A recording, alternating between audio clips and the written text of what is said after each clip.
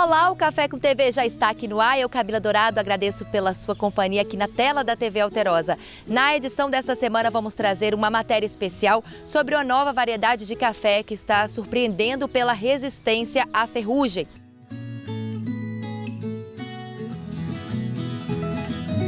Essa é a principal doença que atinge os cafezais. A Siriema AS1 foi desenvolvida por cruzamentos genéticos e também se destaca por tolerar o bicho mineiro e a seca. Logística: ferrovia entre Varginha e Lavras pode ser reativada e revolucionar o transporte dos grãos no sul de Minas, que abastecem o Brasil e o mundo. Dados das exportações. Secafé atualizou os números ao longo da semana. Do hobby ao negócio. Galo índio gigante vale até R$150 mil. Eles impressionam pelo tamanho, pelo peso e principalmente pelo valor. Você vai ver uma criação aqui em Varginha. Café com TV, a notícia na dose certa.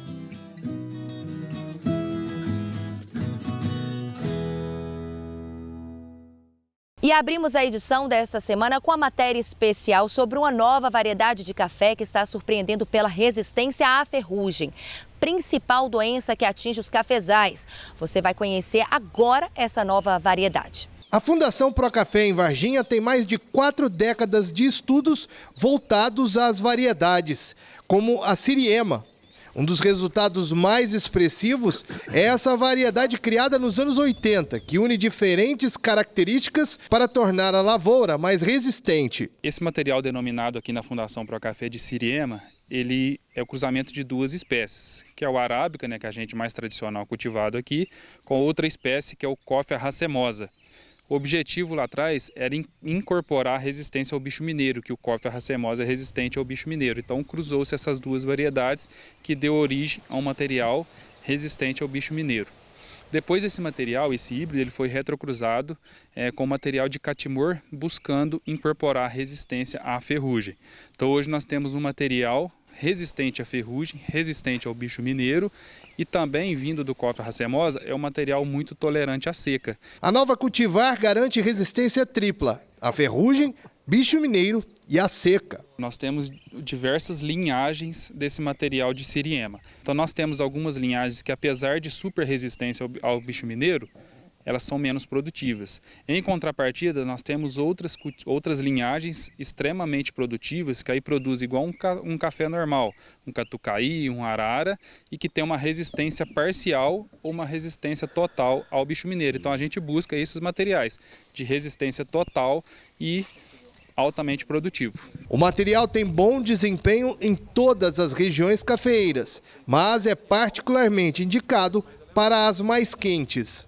É um material, uma cultivar que se adapta em praticamente todas as regiões cafeeiras, mas ela é mais indicada para regiões mais quentes, por conta da resistência à seca e principalmente por conta da resistência ao bicho mineiro, uma vez que o bicho mineiro ataca muito mais nessas regiões mais quentes, como o Triângulo Mineiro, por exemplo, norte de Minas. Ainda de acordo com o engenheiro agrônomo, as linhas de inseticidas que estão sendo colocadas para combater o bicho mineiro não estão sendo 100% eficazes.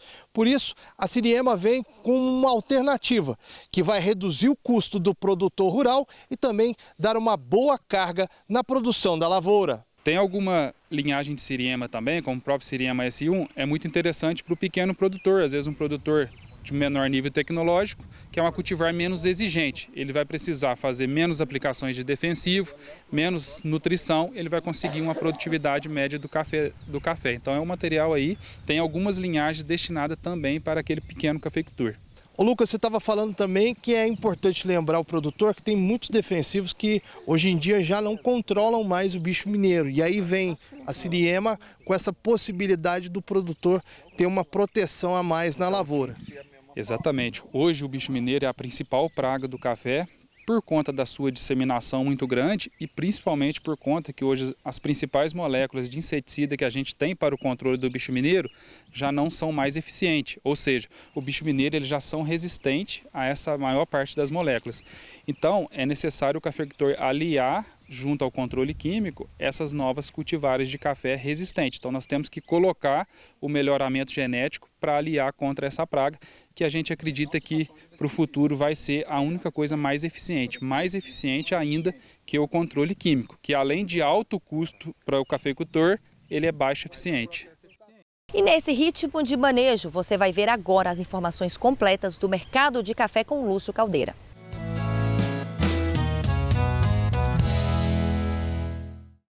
Olá, produtor e produtora de café do Brasil. Os 10 primeiros dias de outubro tiveram um fechamento, preço médio aí de um café tipo 6, bebida dura, 86 defeitos, de R$ 2.170. Na Bolsa de Nova York, o preço médio vencimento dezembro foi de $3,82 por libra peso. E o preço médio do dólar também nesses primeiros 10 dias ficou em R$ 5,35. As poucas chuvas que caíram nas regiões de café do Brasil provocaram a abertura das flores do café. Mas agora é preciso mais chuva para o pegamento e depois para o enchimento dos grãos. De todo modo, a ideia de uma super safra para 2026 já foi praticamente descartada. Com estoques globais baixos e produtores realizando poucos negócios, o preço do café possui um suporte de R$ 3,75 por libra em Nova York e R$ 2.100 no Brasil. Ou seja, esses pontos servem aí de suporte, são difíceis de passar para baixo desses pontos, é o que tem mantido aí os cafés acima desses níveis. Até setembro de 2025, o Brasil exportou 29 milhões de sacas de café, uma redução de 20% em relação aos 9 primeiros meses de 2024, quando a exportação era de 36,5 milhões de sacas. Portanto, aí uma queda bem significativa nas exportações. Esta queda está relacionada a 3 fatores. Primeiro, o tarifaço do Trump, que reduziu aí as possibilidades de exportação para os Estados Unidos, que é o maior comprador de café do mundo. Segundo ponto, problemas logísticos e estruturais nos portos brasileiros, que tem aí atrapalhado os embarques de café para o mundo. E terceiro, um menor volume de vendas realizadas pelos produtores de café do Brasil. Enfim, é isso. Mais uma vez, obrigado. Semana que vem tem mais.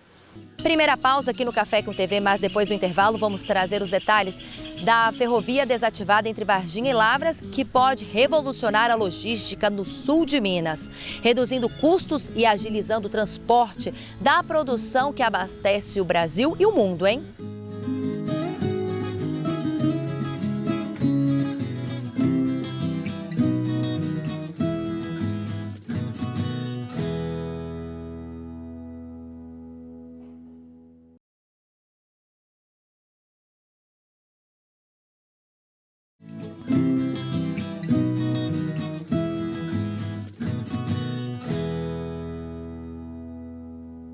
Viu como foi bem rapidinho? Já estamos aqui de volta no programa. Uma nova rota para o café. A ferrovia desativada entre Varginha e Lavras pode ser reativada e revolucionar a logística no sul de Minas, reduzindo assim custos e agilizando o transporte da produção que abastece o Brasil e o mundo. O sul de Minas é um dos principais polos cafeeiros do Brasil, com mais de 600 mil hectares cultivados e cafés premiados internacionalmente. Só em 2024, a região produziu mais de 10 milhões de sacas, abastecendo o mercado interno e países da Europa, Ásia e América do Norte. Mas toda essa produção depende quase exclusivamente das estradas. Agora, um novo caminho pode mudar essa realidade. A possível reativação da ferrovia entre Varginha e Lavras, desativada desde 2009. Nossa cidade, ela tem hoje o modal de transporte, somente pelo meio rodoviário. E o ferroviário, conforme nós já dissemos, já está contemplado no chamamento público, será elaborado e publicado pelo governo federal, segundo as informações, até mais tardar o mês de novembro desse ano ainda. Isso para nós também é um marco na história que vai colocar a Varginha novamente em um cenário de destaque, porque nós já temos o Porto Seco em Varginha. E com a vinda dessa ferrovia, que vai o trecho que liga Varginha a Lavras, porque hoje nós já existimos um trecho de Arcos a Barra Mansa, que já é utilizado. E de Barra Mansa ele vai descer até Angra. E nós tivemos a notícia que também no chamamento público do governo federal, todos os 3 trechos serão contemplados e Varginha está em todas as 3 opções. Então, pelo chamamento, Varginha será realmente contemplada. E isso então, ou seja, nós temos aqui um porto seco, ligando a um porto realmente de Angra dos Reis, ou seja, nós iremos importar e exportar tudo por aqui. Isso é algo realmente que vai marcar a nossa história, fomenta muito a nossa economia e também da nossa região. Então é uma notícia muito boa também que a gente traz e estamos trabalhando para que a nossa cidade continue aí com essa pegada. O trecho faz parte da Ferrovia Centro-Atlântica. Prefeitos e empresários da região já apresentaram a proposta ao Ministério dos Transportes. A ideia é retomar o transporte de cargas, reduzindo custos logísticos e dando mais agilidade ao escoamento da produção. Além disso, há estudos para o uso turístico e transporte de passageiros. O trecho está incluído em um chamamento público que prevê a concessão à iniciativa privada por até 99 anos.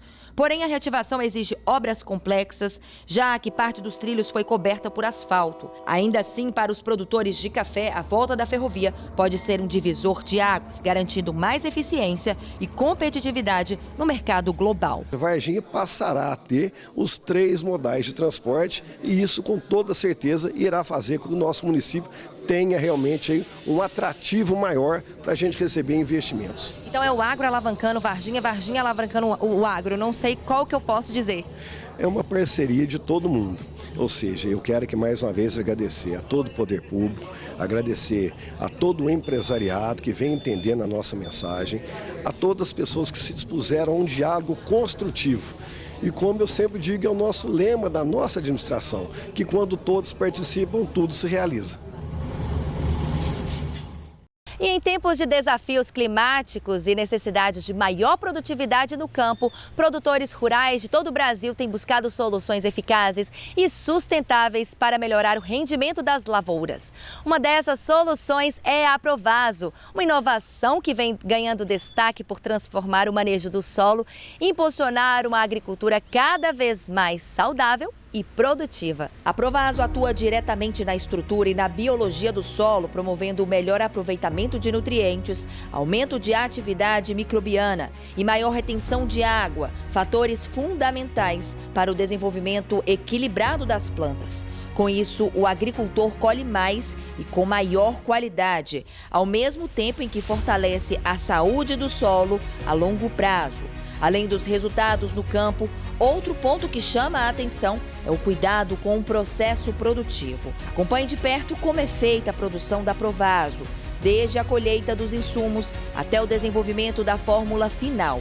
A transparência reforça o compromisso com a sustentabilidade e a eficácia do produto. Nós estamos no pátio de compostagem da Provaso, que vocês podem ver ao fundo. A ideia é mostrar para vocês como é feito a captação de resíduos, que é a base do nosso processo de compostagem da fabricação do fertilizante orgânico. Esses resíduos são feito uma pré-mistura com material estruturante, que pode ser casca de eucalipto triturado, serragem ou pó de serra, material de poda de árvore, tudo que isso triturado também vai servir de material estruturante. É feita uma primeira mistura lá, depois montam-se as leiras. Essas leiras são periodicamente airadas com a máquina compostadeira. Eu faço o monitoramento das leiras de compostagem. As leiras de compostagem, elas são montadas com os resíduos da indústria, né? São resíduos de estação de tratamento de processos. Então, a indústria alimentícia, ela lava os seus equipamentos e essa água ela precisa ser tratada. O resíduo desse tratamento é o que vem aqui para ser utilizado como insumo nas nossas leiras de compostagem. Todos os resíduos que entram, eles não entram aleatoriamente. É feito um processo rigoroso de elegibilidade desse produto e todos esses produtos têm que ter uma licença específica da CETESB para cada resíduo que entra. O que nós precisamos é sempre manter ter as condições para que esses micro-organismos façam a compostagem. Essas condições são condições de temperatura, de umidade e de oxigenação. Então nós monitoramos aqui nas leiras a temperatura, umidade e o pH, além dos números de revolvimentos que são realizados para que haja a oxigenação dessas leiras e a compostagem seja eficiente. Ao final nós vamos ter um produto ecológico, que todo ele feito à base de resíduos do processamento industrial, resíduos esses que iriam para o meio ambiente de forma a degradá-lo, a poluí-lo. E o que a gente faz? Quando a gente capta esse material,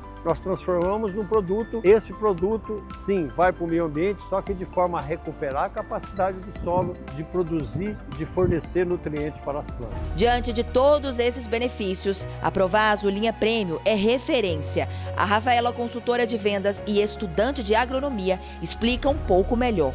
E hoje eu venho apresentar para vocês nosso Provaso Prêmio, uma solução inovadora que vem revolucionando o manejo do solo e promovendo uma agricultura mais saudável e produtiva. Isso favorece o enraizamento e a estruturação das plantas, tornando o ambiente favorável para o seu desenvolvimento. Além disso, o Provaso Prêmio acelera a decomposição da matéria orgânica, liberando nutrientes de forma mais eficiente e contribuindo para uma maior fertilidade do solo. E tem mais, esses micro-organismos também ajudam a controlar patógenos, reduzindo a incidência de doença nas plantas. Isso tudo sem a presença de insumos químicos agressivos. Em resumo, o Provaso Prêmio potencializa a produtividade da sua lavoura, melhora a qualidade do solo e contribui para um manejo agrícola mais sustentável. Quer saber mais? Entre em contato com a nossa equipe ou acesse grupoprovaso.com.br.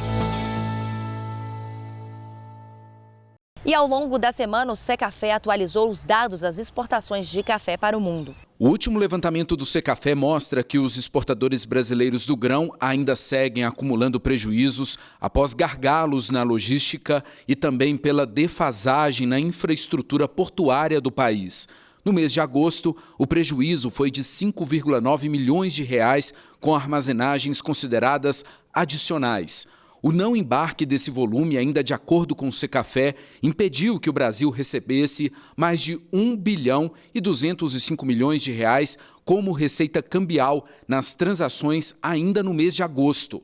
O Secafé também explica que o agronegócio cresce a taxas expressivas e que, se não houver investimentos rápidos nos portos do Brasil para aumentar a oferta e capacidade de pátio e berço, o cenário tende a piorar nos próximos meses. O Secafé ainda informou que está realizando uma série de ações junto a entidades ao governo, parlamentares, instituições representantes de exportadores e também de usuários dos portos. E disse ainda que é importante a nova lei de portos contemplar a criação de indicadores logísticos para avaliar o desempenho portuário.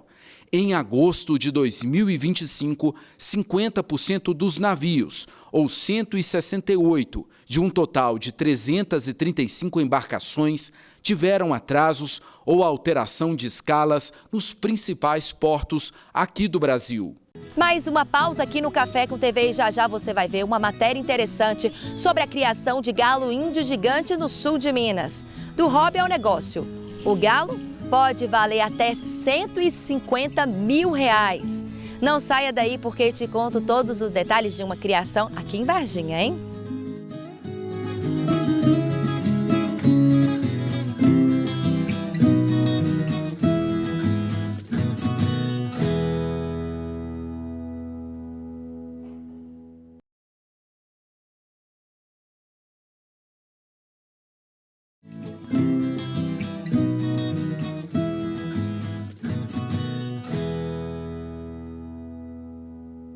E já estamos de volta aqui no Café com TV. Do hobby ao negócio, galo índio gigante vale até 150 mil reais. É isso mesmo, e olha, eles impressionam pelo tamanho, pelo peso e principalmente pelo valor. Você vai ver uma criação aqui em Varginha.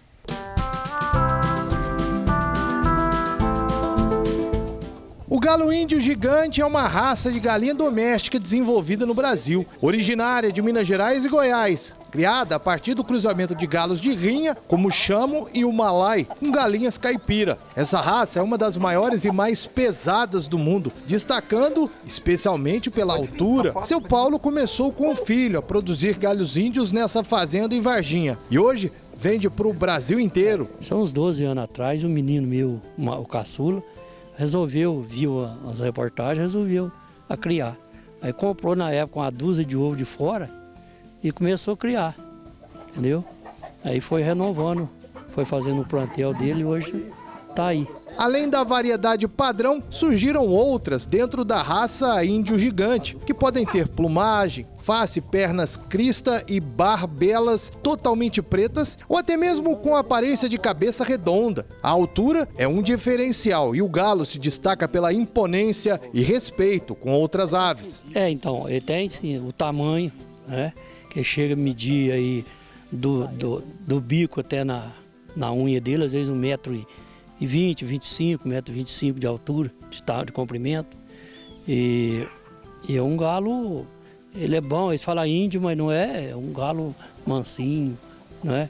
Bom de mexer. E a questão do peso dele também, que é diferente, né? Então, ele tem o peso, ele pesa, um galo é 5, 6, 7 quilos, né? Então o peso dele é bem maior do que o outro. Cada galinha pode produzir cerca de 50 ovos por temporada. O tamanho dos ovos é variado, podendo ser grandes e de excelente qualidade. As aves começam a postura a partir do 7º mês de vida e tem tempo de vida estimado entre 6 a 8 anos. Esse galo, isso não é para bater. Abate aqueles que não servem. Agora, o que tem a característica do índio gigante, isso aí vai para... faz os leilões dele, virtual, vai para o Rio, São Paulo, Paraná, para toda a Santa Catarina.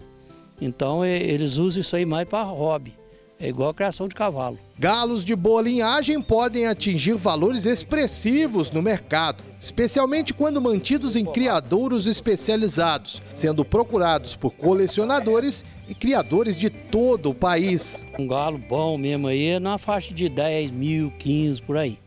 Agora tem gente que já conseguiu vender até por 150 mil reais um galo.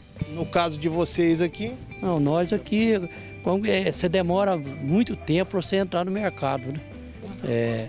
Mas nós já vendemos aí, até por 10, 12 mil já vendemos. Hoje aqui na propriedade do seu Paulo, eles estão com 6 galos e 20 matrizes. Estão com 30 pintinhos, ou seja, esta é a etapa onde eles estão fazendo a recria. Mas a expectativa é de que até o final do ano de 2025, eles tenham 200 animais sendo criados aqui na fazenda. A venda deles sempre ocorre mais ou menos lá para fevereiro, março, vai terminando a recria, agora está na recria. Então, nós estamos começando a chocar para tirar os pintinhos.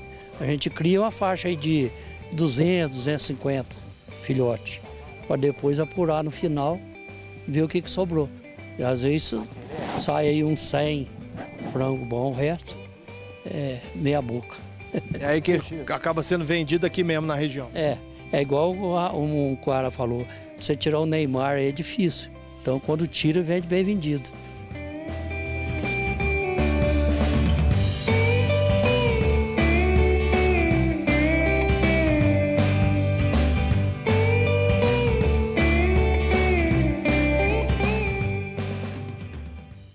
E atenção, produtor rural, para este recado do Café com TV.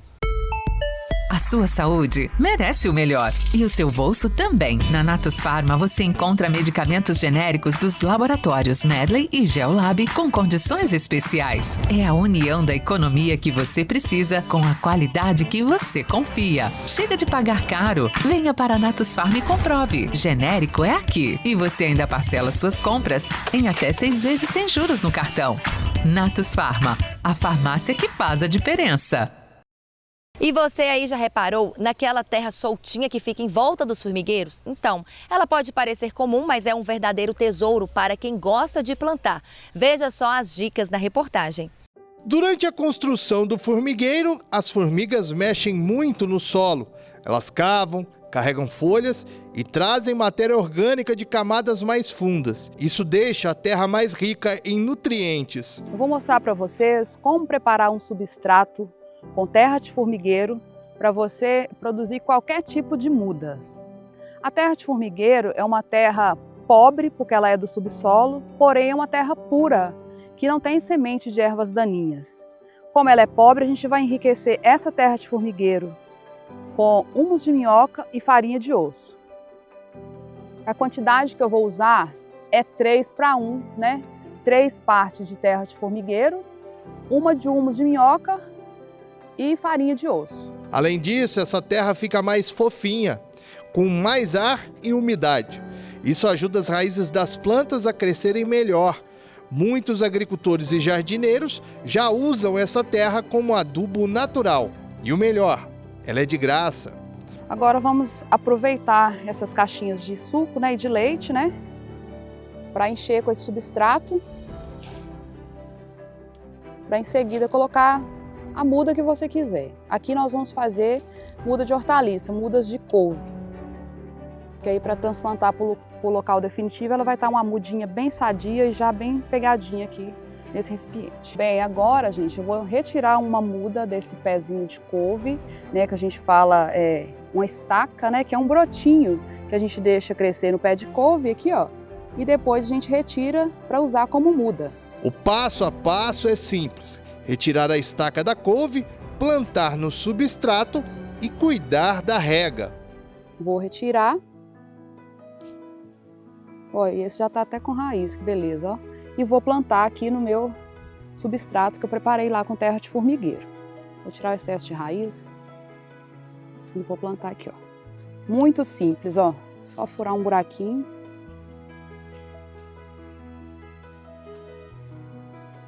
Dá um apertinho aqui, depois eu vou regar. Que essa planta, isso aqui vai dar uma muda muito mais forte para estar indo para o canteiro definitivo, né? Futuramente vai dar um pé de couve bem mais saudável. Com 60 dias, o resultado é uma horta verde e saudável. O método une simplicidade e eficiência, gerando mais qualidade para a produção de alimentos nas propriedades. Pessoal, após 60 dias, seu canteiro de couve vai estar assim, ó. Esse aqui já tem 60 dias desde o nosso transplante, né, para esse local definitivo. Olha que beleza dessas couves. São mudas feitas a partir da terra do formigueiro, humus de minhoca e farinha de osso. Seguindo esses passos de produção de muda a partir da terra de formigueiro, em 3 para 4 meses vocês terão essas couves maravilhosas aqui, ó.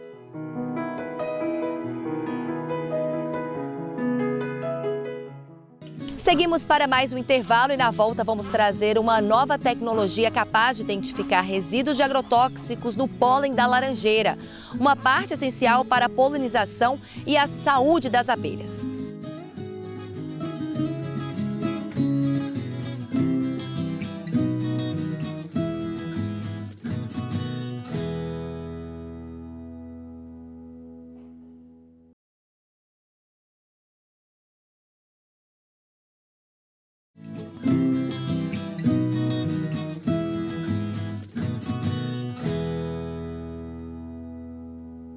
Já estamos de volta aqui no Café com TV, trazendo mais uma matéria especial, isso porque pesquisadores da Embrapa e da Unicamp desenvolveram uma nova tecnologia capaz de identificar resíduos de agrotóxicos no pólen da laranjeira, uma parte essencial para a polinização e a saúde das abelhas. Acompanhe todos os detalhes. Para combater pragas e doenças, o uso de defensivos agrícolas é uma prática comum na agricultura.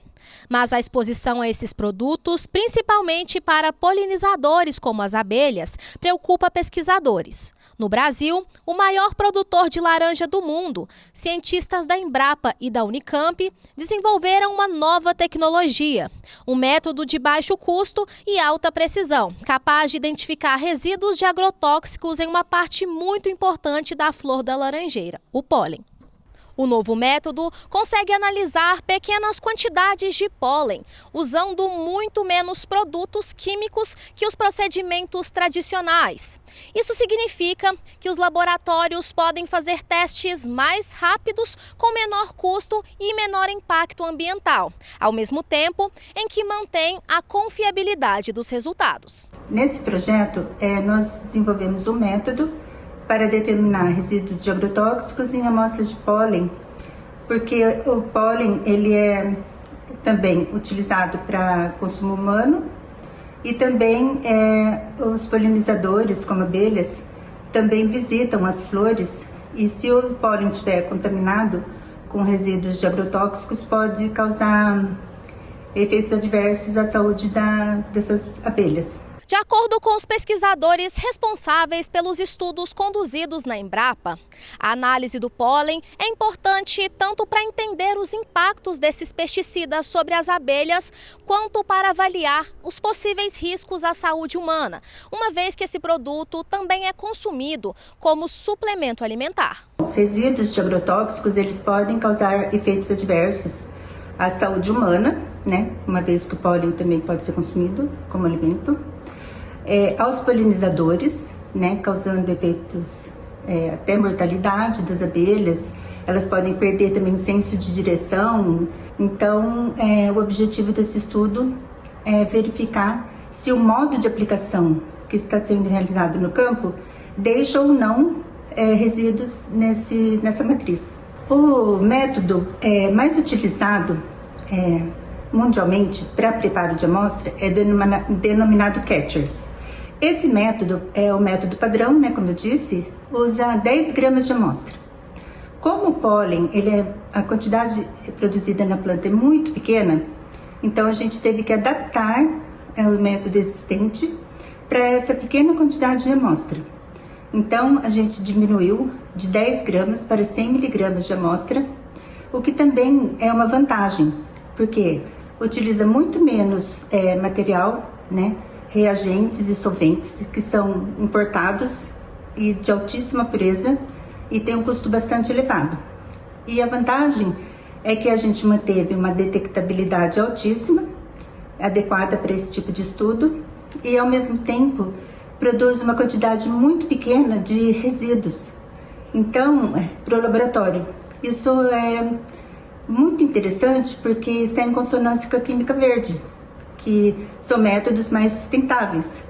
Então, o descarte também desses reagentes é também bastante interessante, que a gente diminui o máximo possível. Você aí gosta de queijo, sabe como conservar corretamente para não perder o sabor, textura e qualidade? Veja só as dicas para manter esse cuidado em casa. O queijo é um dos produtos mais consumidos e valorizados na mesa dos brasileiros, e a forma de conservar e maturar esse alimento é determinante para garantir sabor, aroma, textura e segurança alimentar.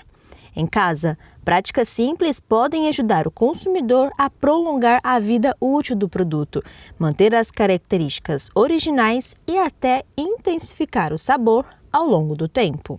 Primeiramente, para a gente poder seguir com a conservação e maturação em casa, a gente já tem que comprar um produto conhecendo a sua origem, né? Sendo ele certificado, um produto seguro para nós estar colocando na nossa mesa. Porque hoje existem muitos produtos informais no nosso mercado, no nosso nicho de queijos. Hoje já tem, né, uma embalagem própria que ela já vai ter lá a identificação. Essa identificação por selo vai ser por cada tipo de órgão que o produtor está inspecionado, né? Nós temos o SIM, que é o municipal, o estadual, que é o IMA, e o CIF, que é o totalmente ligado com o MAPA, que é o Ministério da Agricultura e Abastecimento. São os órgãos fiscalizadores para cada tipo de certificação. As diferenças entre os queijos começam no leite usado e no modo de produção. A classificação mais comum se divide em frescos, como Minas Frescal, ricota e coalho, que não passam por cura, e os maturados, que ficam em câmaras controladas para ganhar sabor e textura. E a forma de conservar também varia de acordo com cada tipo de queijo. A conservação e maturação em casa ela vai estar totalmente ligada com aquele produto que eu vou estar adquirindo. Por exemplo, se eu comprar um queijo Minas Frescal, ele não vai me adiantar nada eu fazer a maturação, porque ele é um queijo para consumo imediato. Visto que se eu, por exemplo, comprar um queijo parmesão, né, ou um queijo Minas artesanal, no momento que eu sigo com a maturação desse queijo, eu vou estar conseguindo agregar sabor, textura. Um queijo Minas Frescal, ele tem que estar totalmente dentro de uma refrigeração, né, para ele poder ter as suas condições específicas, para ele não correr o risco de perder, até mesmo porque ele vai estar o tempo todo presente com o soro, porque ele é um queijo considerado de alta umidade.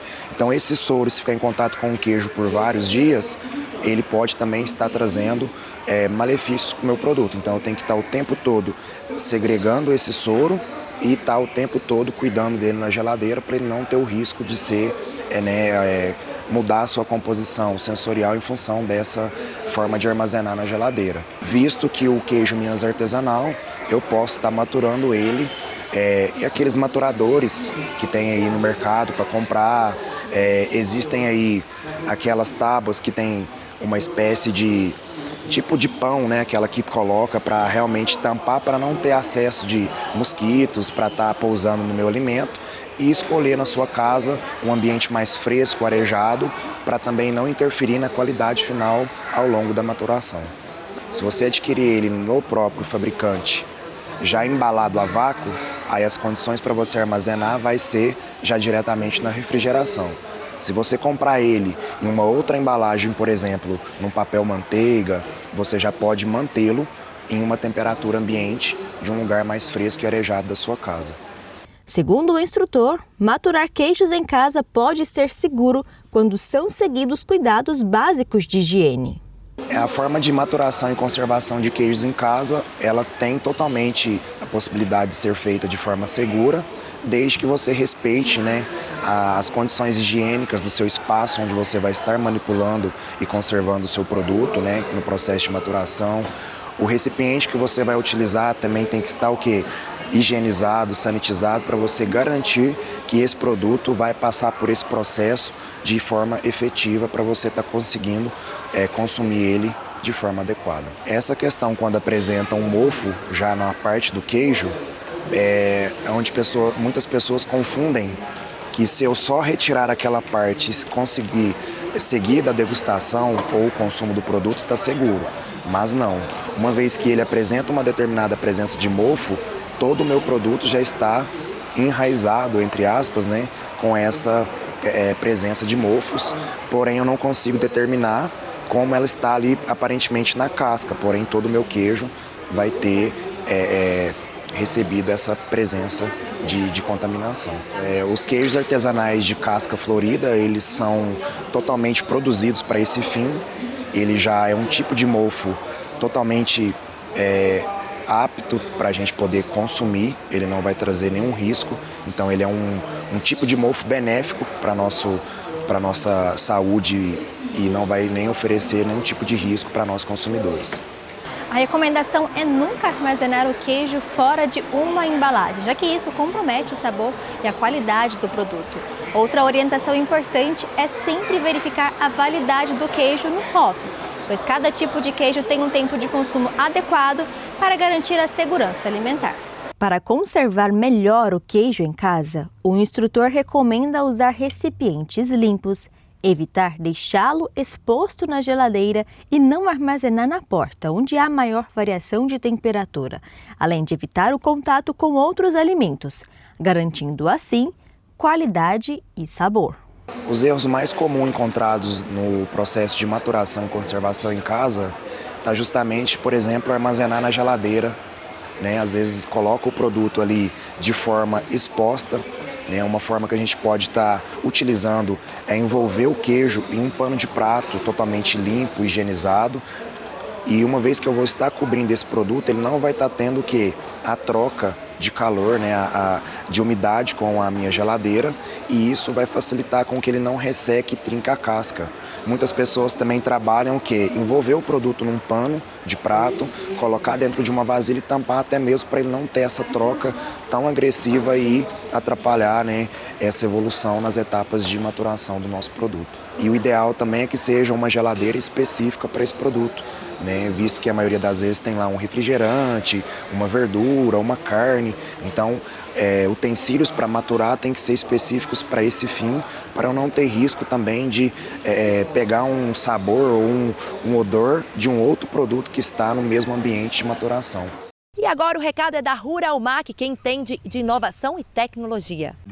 Precisando de torradores de grãos? Então você precisa da Ruralmac, especialista na fabricação de torradores de alta performance e equipamentos robustos para o seu negócio. A Ruralmac entrega qualidade, durabilidade e tecnologia feita sob medida para quem vive da torra.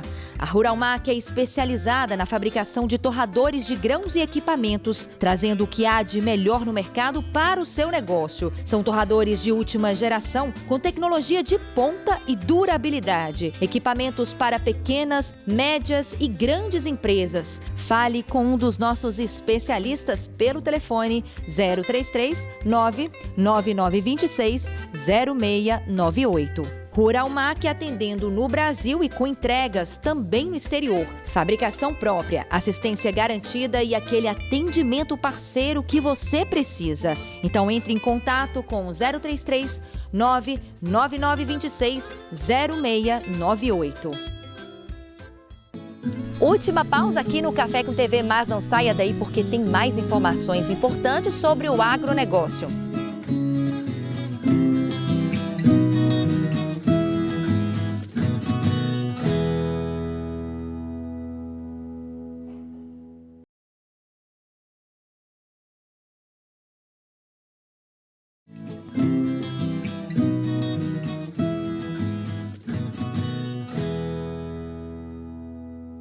E o Café com TV com as principais notícias do agronegócio já está aqui de volta.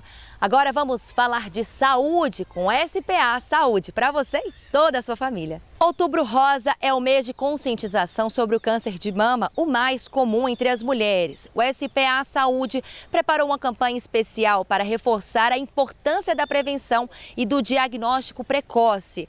Veja só no vídeo. Mulheres, atenção! Numa iniciativa pioneira, o SPA Saúde, preocupado com o aumento do número de casos de câncer de mama, lançou uma campanha gratuita de mamografia para todas as beneficiárias com 45 anos ou mais e que não fizeram o exame no último ano. Tire a guia para o seu exame junto à representante do seu plano ou faça contato pelos telefones ou e-mail que aparecem aqui na tela. Cuide da sua saúde. Lembre-se, a prevenção é o caminho mais seguro contra o câncer de mama. Um simples exame pode mudar o futuro. A mamografia salva vidas, talvez a sua, talvez de alguém que você ama. Com ampla rede credenciada e sem fins lucrativos, o SPA Saúde cuida de você e da sua família. E veja essa informação importante sobre a nossa cafeicultura. A Cocatrel realizou a entrega de sacarias personalizadas para cooperadas do projeto Cafeína. Elas participaram da exportação direta dos cafés. São 37 mulheres que exportaram os grãos como origem única. Isso reafirma o protagonismo feminino na cafeicultura. Hoje fizemos a entrega simbólica de 37 sacarias às nossas cooperadas cafeínas. É um momento de sucesso e de orgulho, em que essas 37 mulheres, através da Cocatrel, conseguiram exportar os seus cafés com valor agregado para o mundo. Se rentabilizaram, tiveram um plus em suas produções e conseguiram, assim, cada dia mais, afirmar a excelência de suas produções. O projeto Cafeína foi criado no ano de 2019 e destaca as mulheres que vêm assumindo a liderança nas propriedades rurais com a iniciativa da Cocatrel. Sacas de café do projeto já foram exportadas para mais de 20 países. O mercado inglês é o principal comprador. O movimento Cafeína cresce a cada dia. Começamos com um polo, hoje estamos em 5 polos, que congregam todas as nossas 13 filiais. E a cada dia mais, através dos grupos de primeiros passos, dos encontros e dos treinamentos, conseguimos atingir qualificações, trazer ainda mais sustentabilidade e uma perpetuidade das mulheres no campo. Mais uma edição do Café com TV chega ao fim. Você pode conferir tudo novamente no site da TV Alterosa e também nas nossas redes sociais. TV Alterosa, Sul de Minas e @Café com TV. Eu te espero na semana que vem. Eu, Camila Dourado, agradeço você por mais uma semana.